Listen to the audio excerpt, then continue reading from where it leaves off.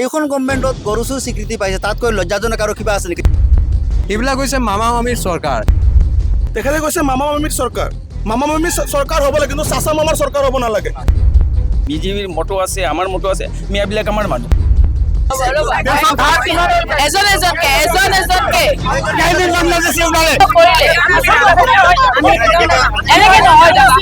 এনেকে কাজিয়া কৰিলে কথা নহব, এনেকে কাজিয়া কৰিলে কথা নহব, নাই এনেকে কাজিয়া কৰিলে কথা নহব। হোজাই শব্দটো হ'ল এক ডিমাচা শব্দ। আগতে ইয়াতে ডিমাচা ৰজাসকলৰ ৰাজত্ব কৰিছিল। বৰ্তমান ৬৬ নম্বৰ এই সমষ্টিটোত 2,80,000 ভোটাৰ আছে।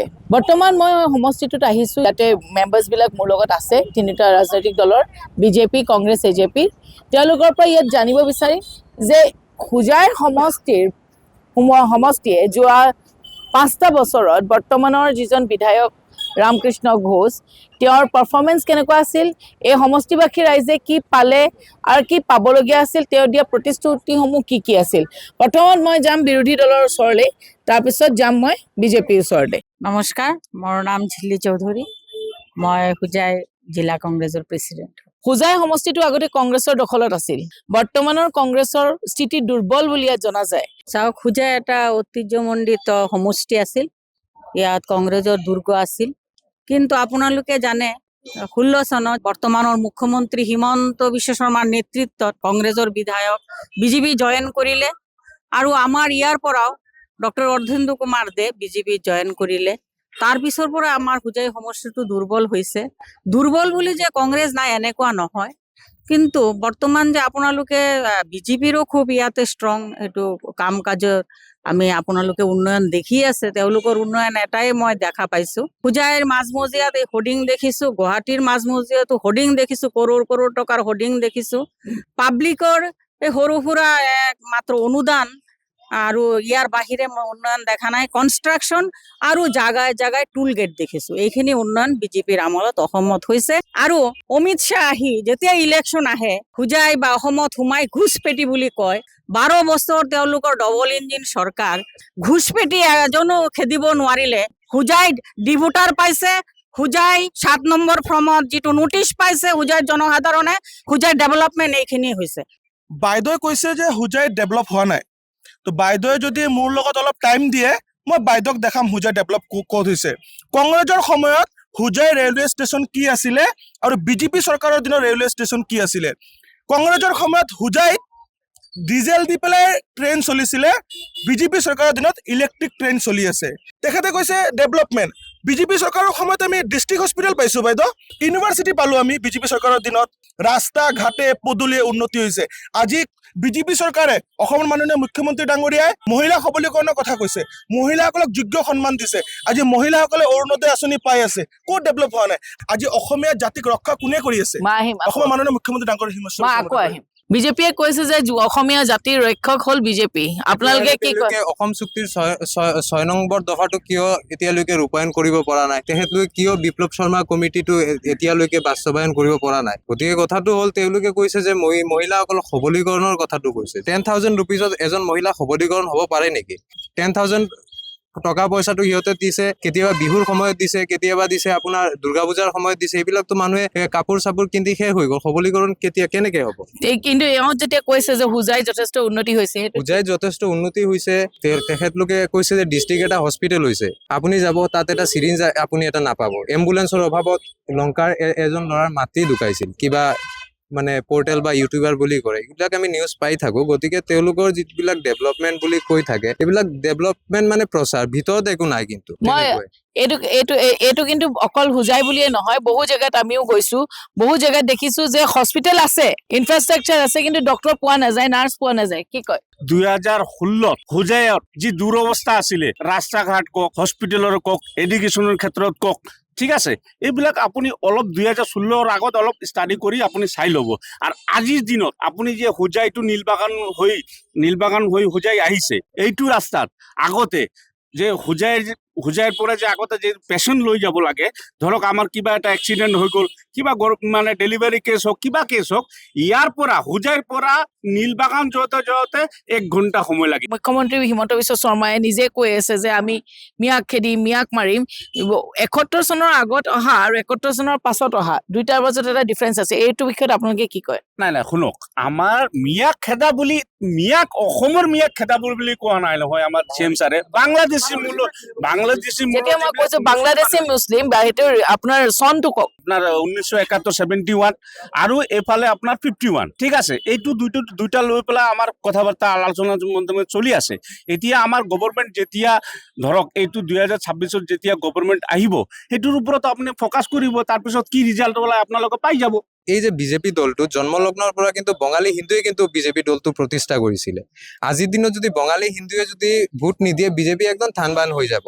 আৰু যিহেতু 6 নং দফাৰ কথাটো আহিছে, এইটো খিলঞ্জীয়াৰ সুৰক্ষা কবচ বুলি, গতিকে সেইটো যিটো চৰকাৰ ভোট লৈছে অসমীয়া খিলঞ্জীয়া মানুহৰ পৰা, বঙালী হিন্দুৰ পৰা ভোট লৈছে, গতিকে তেখেতলোকৰ যিটো চৰকাৰটো এইটো খিলঞ্জীয়াৰো নহয়, হিন্দু বঙালীৰো নহয়, কাৰো নহয়। এইবিলাক হৈছে মামা মামীৰ চৰকাৰ। মুখ্যমন্ত্ৰীৰ পত্নীৰ নামত জাগাই জাগাই মাটি কেলেংকাৰী, গতিকে তেওঁলোকে কি জবাব দিব? উন্নয়ন হৈছে হিমন্ত বিশ্ব শৰ্মা আৰু তেখেতৰ পৰিয়ালৰে। তেখেতে কৈছে মামা মামীৰ চৰকাৰ। মামা মামীৰ চৰকাৰ হ'ব লাগে, কিন্তু চাচা মামাৰ চৰকাৰ হ'ব নালাগে। চাচা আৰু ভতিজা চৰকাৰ হ'ব নালাগে। গৌৰৱ গগৈ, লুৰিণজ্যোতি গগৈ, অখল গগৈয়ে যিখিনি কৰি আছে গোটেই অসমবাসীয়ে দেখি আছে। তেখেতে কৈছে ডিষ্ট্ৰিক্ট হস্পিটেলত একো চিৰিজ পোৱা নাযায়। বলক এতিয়া মোৰ লগত, ডক্টৰ এতিয়া বলক, অন দা কেমেৰা কৈ আছো, নাৰ্ছ ডক্টৰ এভেইলেবল আছে, আল্ট্ৰাছাউণ্ড হৈ আছে। আজিৰ পৰা এমাহ আগত অসমৰ মাননীয় মুখ্যমন্ত্ৰী ডাঙৰীয়াই ব্লাড বেংক উদ্বোধন কৰিছে, যিটো কংগ্ৰেছ চৰকাৰে কৰা নাই। ব্লাড বেংক আমি আজি হোজাই জিলাই পাইছো। মাননীয় মুখ্যমন্ত্ৰী ডাঙৰীয়াই কৈছে তেখেতে যে সকলো মহিলাক মই লাখপতি বাইদেউ বনাম। আজি 10,000 টকা কৰি দিছে, আজি 10,000 টকা দিছে, নেক্সট ফেজত 25,000 টকা দিব। যদি ধাৰ কৰিছে, ধাৰ কিমান হৈছে? 50,000 লাখ টকা ধাৰ নাই। ধাৰ কিমান হৈছে? এজন এজনকে বাংলাদেশী ওলালে, এইবিলাক ভুৱা কথা, মিছা কথা তোমালোকে। এইবিলাক এক মিনিট, কোনে কিমান কাম কৰিছে আমি জানো। মই এক মিনিট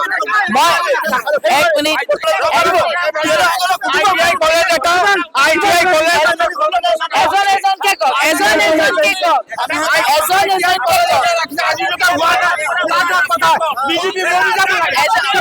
কওক।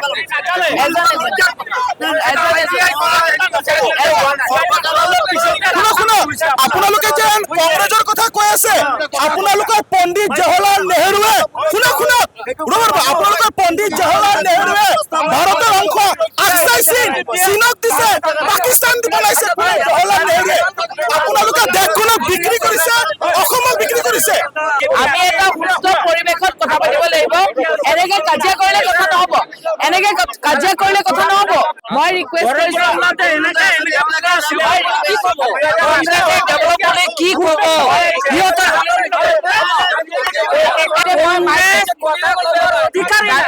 গণতন্ত্ৰত চবৰে অধিকাৰ আছে, সুস্থ পৰিৱেশত কথা পাতিব। ইয়াত বিজেপি বহুত দুৰ্বল। কাৰণটো কি হৈছে জানে? বিজেপিৰ ভিতৰত 10টা গ্ৰুপ, প্ৰায় 10টা গ্ৰুপ আছে বিজেপিৰ ভিতৰত। বিজেপি ষ্ট্ৰং নহয় ইয়াত, কাকো কোনে নেমানে। এতিয়া এইবাৰ বিজেপি গভৰ্ণমেণ্টে ECIয়ে কি কৰিছে, লগত বিজেপি গভৰ্ণমেণ্ট জড়িত আছে। আপোনালোকে ভোটাৰ লিষ্টৰ পৰা প্ৰায় 15,000 মানুহৰ নামত নোটিচ দিলে, এছাৰৰ নামত। এতিয়া নোটিচ দিলে, আগদিনাখন 4টাত কোনো নোটিচ মানুহে পোৱা নাই। 4টাৰ পৰা ৰাতি 9টা 10টালৈকে মানুহৰ ঘৰত নোটিচ। যিসকলৰ ঘৰত নোটিচ গৈছে সেইসকল ভাৰতীয় নাগৰিক। যিজন মানুহ মৃত্যু হৈছে তেওঁৰ নাম কাটক, যিজন মানুহ বিবাহ হৈ বেলেগ ঠাইত গৈছে তেওঁ তাত হাজবেণ্ডৰ ঘৰত উঠাক, বাপেৰ ঘৰত কাটক, ইয়াত কোনো আপত্তি নাই। কিন্তু এটা বিশেষ সম্প্ৰদায়ৰ, এটা ধৰ্মীয় সংখ্যালঘুৰ মানুহৰ ওপৰত ৰাতি 1 ঘণ্টা 2 ঘণ্টা 5 ঘণ্টাৰ ভিতৰত, এদিনৰ ভিতৰত নোটিচ ইছ্যু কৰি পিছদিনাখন 4-5 হাজাৰ 10,000 মানুহ শংকৰদেৱ নগৰ। এই মানুহ হাৰাশাস্তি কিয় দি আছে? মিয়াবিলাক আমাৰ ভাই, খিলাঞ্জি আমি 71 চনৰ পিছত যিমান মিয়া চব মিয়া আমাৰ একেলগে থাকিব। আৰু বিজেপিৰ মটো আছে, আমাৰ মটো আছে, মিয়াবিলাক আমাৰ মানুহ। কোনবিলাক মিয়া মানুহ? আপোনালোকৰ মানুহ। 71 চনৰ আগত আহি খিলাঞ্জিয়া মিয়া চব আমাৰ। কোনখিনি খিলঞ্জীয়া মিয়া? এক মিনিট, এজন মোৰ প্ৰশ্ন আছে। 71 চনৰ আগতে যিবিলাক আছে চব আমাৰ কিন্তু 71 পিছত যিবিলাক আহিছে বাংলাদেশৰ পৰা, এইবিলাক অবৈধ প্ৰজনন। নোটিচ যোৱা মানে তো নাম কটা নহয়, এতিয়া কিয় মানুহ কোৱাইছে নাও এতিয়াও দিয়া নাই, 10 তাৰিখে দিব লিষ্ট, তাৰপিছত দেখক কোনবিলাকৰ নাম কাটিছে। মই এছআইৰ ওপৰত তেখেতৰ কথাটো জবাব দি আছো মই। আৰু এটা কথা, এই যে বাইদেউ আমাৰ বন্ধু নিচিনা, তেওঁ কৈছে যে কংগ্ৰেছ, আমি কৈছো কংগ্ৰেছ, আমি কোৱা নাই কংগ্ৰেছ, তেওঁ বিজেপি জইন কৰিছিলে, তেওঁ বিজেপি জইন কৰিছিলে, তেওঁ কমপ্লিট বিজেপি জইন কৰিছে।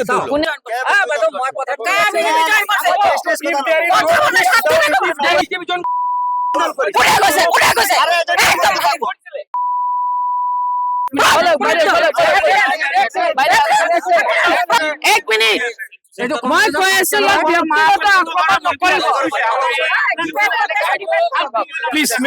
আপুনি মোক কওক, হুজাই কি পালে বিগত 10 বছৰত? হোজাই সমষ্টিৰ মূলত সমস্যা হৈছে আমাৰ বানপানীৰ সমস্যা। সেই বানপানীৰ সমস্যা, বান ৰোধত বিগত 10 বছৰত খুব এটা সুফল লাভ কৰা নাই। নিশ্চয় দাদা আপুনি কাউণ্টাৰ দিব, মই আপোনাৰ ওচৰত আহিম ন। তেওঁলোকে তেওঁলোকৰ বিধায়কক পিটে, লংকা ডিবেটত আৰে বিজেপিৰ বিধায়ক হাত তুলি দিয়ে এই লংকা ডিবেট কৰিব। সেইকাৰণে আমি তেওঁলোকে এনেকুৱা ভাল মানুহ নিজৰ বিধায়কৰ বৰ্তমান বিধায়ক নিজৰ ঘৰত শুনক, মোৰ এটা ঘৰ আছে, আপুনি এটা ফেমিলি মানুহ, আপোনাৰ ঘৰতো কাজিয়া হয়, মা দেউতা ভাই ভণ্টিৰ ভিতৰত কাজিয়া হয় নে নহয়?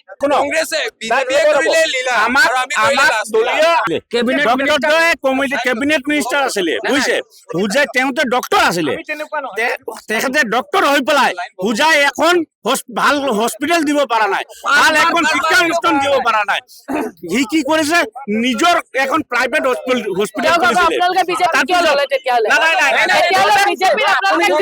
আপুনি যদি ঘৰত আহে, আপুনি মোৰ ঘৰত আহে, আপোনাক দলিয়াই পেলাই দিব নোৱাৰো নহয়, মই মিছবিহেভ কৰিব নোৱাৰো। আপুনি ঘৰত আহিছে, অতিথি, আপোনাক সম্বৰ্ধনা জনাব লাগিব, আপোনাক আদৰ সম্বোধন কৰিব লাগিব। কিন্তু কেবিনেট মিনিষ্টাৰ থাকোতে সি নিজৰ হস্পিটেলখন বনাইছে, নিজৰ প্ৰাইভেট হস্পিটেল বনাইছে। এতিয়া তেনে এই মানুহ হুজাৰ মানুহক ঠগি এনেকা হুজাৰ মানুহৰ এনেকা পাপ লাগিছে, তেখেতৰ এতিয়া হস্পিটেলো গ'ল, সি নিজেও গ'ল, সি ল'ৰাও গ'ল, তাৰ ঘৰো গ'ল। হুজাইত যদি ডেভেলপমেণ্ট হৈছে, কংগ্ৰেছৰ আমলত ডেভেলপমেণ্ট হৈছে, ডেভেলপমেণ্ট বহুত হৈছে। যি চৰকাৰ আহে ডেভেলপমেণ্ট কৰিব, ৰাস্তা ঘাট বনাব, কিন্তু মোৰ প্ৰশ্ন হ'ল ইমান গ্ৰুপ কিয় তেওঁলোকৰ মাজত? এই আমাৰ বিজেপিৰ মানে কৰ্মকৰ্তা এজনে কৈছে তেখেতসকলে যে কংগ্ৰেছৰ সময়ত অকল চুৰি হৈছে। এইখন গভৰ্ণমেণ্টত গৰু চুৰ স্বীকৃতি পাইছে, তাতকৈ লজ্জাজনক আৰু কিবা আছে নেকি? এনেকা তাতখলা চিফ মিনিষ্টাৰ আমি ক'তো দেখা নাই গোটেই ভাৰতবৰ্ষত। এনেকা কমিউনেলাইজ কৰে নেকি? আজি এটা জাতি সম্প্ৰদায়ৰ ওপৰত উন্নয়নমূলক কথা কৈছে, আজি ইয়াত বিজেপি বুলি কোনো আছে নেকি? পুৰণা বিজেপিৰ কোনো অস্তিত্ব নাই, চব ন কংগ্ৰেছে আমাৰ কালত খাই পেলাই গৈ পেলাই এতিয়া বিজেপি কৰি আছে। বিজেপিৰ 2টা সাংসদ আছিল এটা সময়ত, এটা সময়ত মই নিজে বিজেপিৰ পতাকা লগাইছো, এটা লজেঞ্চ দিব পৰা ক্ষমতা নাছিলে। শুনক, তেখেতসকলে কৈছে, মোৰ দাদাজনে কৈছে যে এছআৰ লৈ পেলাই মানুহক নোটিচ দিছে, বিজেপিয়ে ভয় খাইছে।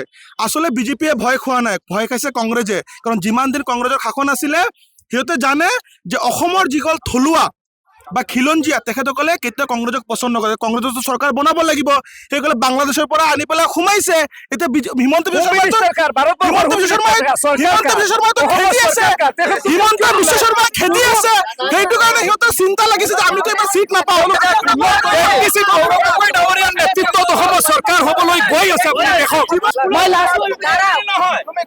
হুজাই চিলাইটোৰ নিচিনা হুজাই নেতা নাই, আৰু এইবাৰ 2026 চিলাইটো টিকেট পাব, আৰু MLA হ'ব, আৰু মিনিষ্টাৰ হ'ব। তেখেতসকলে কংগ্ৰেছসকলে কৈছে যে এইবাৰ কংগ্ৰেছে মানে বহুত ভোটত জিকিব বুলি। কিন্তু এটা কথা কি জানে, যোৱা বছৰ 2016 চনত বিজেপিয়ে 1,05,000 ভোট পাইছিলে, 2021 চনত বিজেপিয়ে 1,07,000 ভোট পাইছিলে।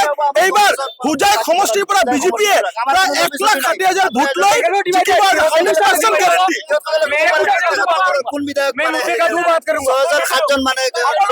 বীণা গান্ধী সমষ্টিত, হুজাই সমষ্টিত দেখি আছো দেবু সাহা, লিমা সাহা, ঝিলি চৌধুৰী, টিকেট লাগে।